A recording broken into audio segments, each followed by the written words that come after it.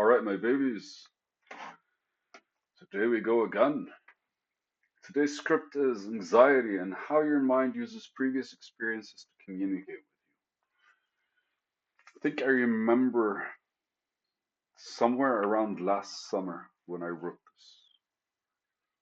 It was one of those beautiful weekends, I think, when I just off-scripted adventures like crazy. So, so one of the things I learned in year 2024 is, I think, and I want to call it emotional communication. Hear me out. There's it's funny because uh, just reading again, like I'm very much influenced by Japanese structure and culture, and the way they conducted their language exposes, always places them as the third person, right? So like it's not like I am, it's more according to me. So it creates that distance. And I think a lot of languages are built this way, where you can't like arrogantly declare I. And so there was a few sessions basically, like I would be reading something and then it'll literally be just like, what is calmness? And calmness is the form of engagement, but in your mind, not direct engagement. So when somebody's talking to you, your basically mind is not just listening, it's listening and engaging with what you're listening instead of reacting directly, like like instead of like responding, for example, to what they're talking about, your mind is going through the preliminary engagements. And I believe that's skill, right? It's just like if you look at it from a funnels perspective, like there's a thought, it starts in your head, or it comes from somewhere and it's in your head now, and it gets processed until it comes out of you. What happens effectively is the the more oblivious we are, we become more reactive. The shorter the funnel, right? The pipe is actually shorter because what happens is, like, you have a thought, you blurt it out, and ultimately that's a reactive approach. Whilst the response is basically when you have a thought and like you kind of consider it, and then ultimately you just kind of like let it out. Not sure if that's like what high level meditators kind of like go through at one point, because they kind of realize, like, with everything that's coming to them. I feel like meditation, what it does is it allows you to go through all the processes beforehand so that when something happens, you have a solid base of which anything that's coming from the outside world is not really processed anymore, but it kind of like allows something from you to kind of like respond to it, which is a strong established base. So with self-reflection versus self-actualizing. Like self-reflection is literally just like trying to calm yourself so that like anything that comes out of you is neutral. And self-actualization is basically realizing how is getting feedback, is realizing what your response is doing, and then basically having that feedback loop that makes it better and stronger. But ultimately, it strengthens your base and all that trust and like and the core of it. So the reason I didn't go on a tangent, I'm still talking about the same thing, because ultimately, what does it mean to actually have anxiety? Well, there's a lack of harmony between your body's reaction to your mind's conclusions or your mind's like processes. And it's very much a form of stress, right? Because your adrenaline is kind of like all the way up, and then you're kind of like it's the fight, flight, or freeze. And anxiety either gives you flight or freezing, or just makes you fight in the most awkward way possible because you're not really like, and I'm talking contextually, right? It's not a physical fight. It's just you're in a you're in a position where you're not feeling stable. You're feeling shaky. And I remember I had one of those weird dreams, and I shared it here, and I discussed it. And I woke up in the morning. I woke up halfway through the dream or something. And at some point, I was very much in and out of the dream, as in I can control like myself in the dream. And naturally, when it comes to dreams, there are no rules. So there's flying and everything. And anytime I get conscious about like me being in the dream, the first thing that I do is I kind of like try to shift it to what I want to do, which in the real world, because I have like this strong conviction that there's a certain vibrational harmony between like what your mind is thinking about and the real world, and that translates because ultimately, like whatever you're vibing on is what's going to start showing up in your world. And I am definitely vibing on my own platform project and all that shit.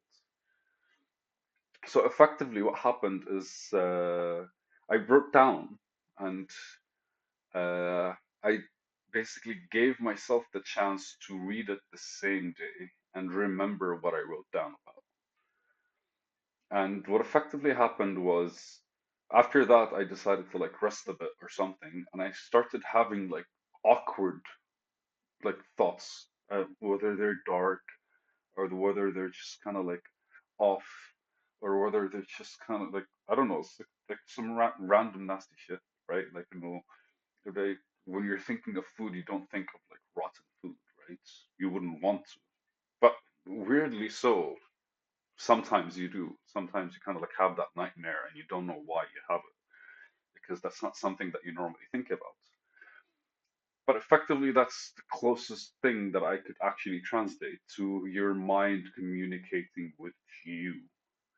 And what the mind is trying to do is it's trying to translate your feelings.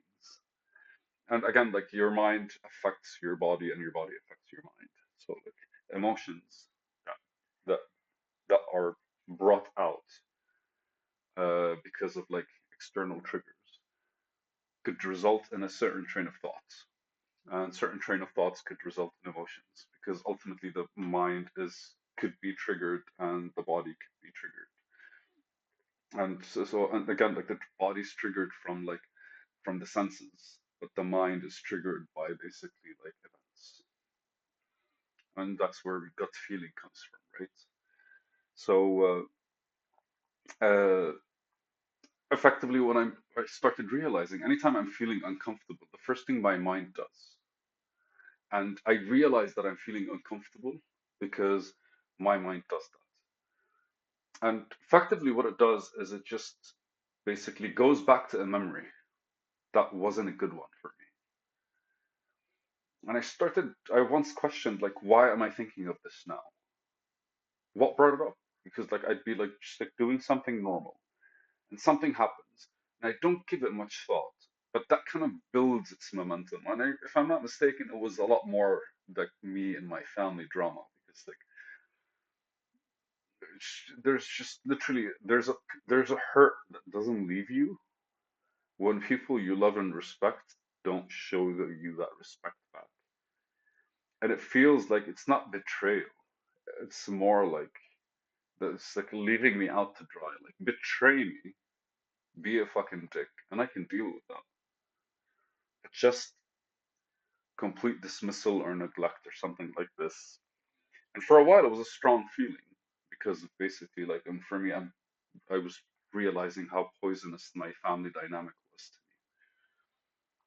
me. And yet, every single time, there's kind of like a concept of like a communication, a concept of communication between me and somebody that starts going off.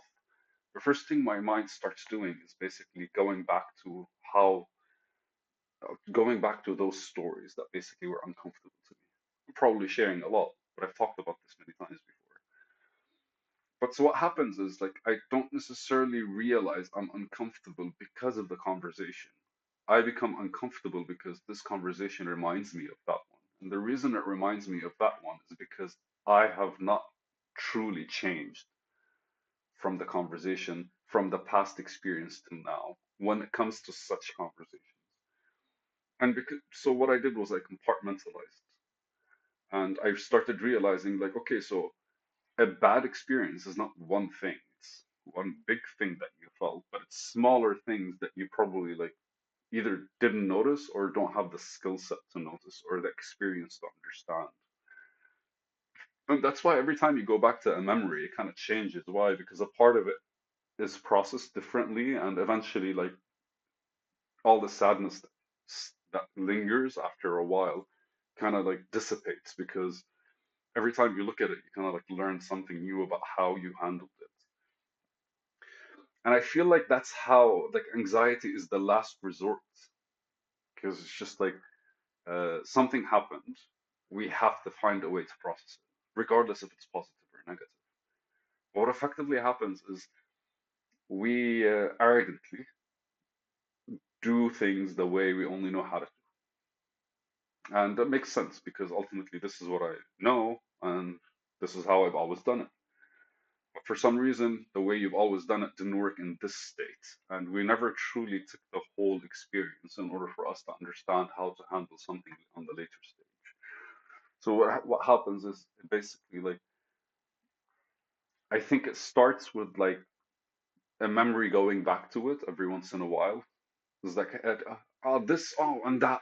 So the brain kind of gives you that link, and then effectively instead of becoming aggravated because like more of this shit's happening, you kind of go like you know okay so why am I thinking about this? And that's basically like just like what I understood from like reading books about what calmness is because you're kind of like thinking to yourself why am I thinking about it?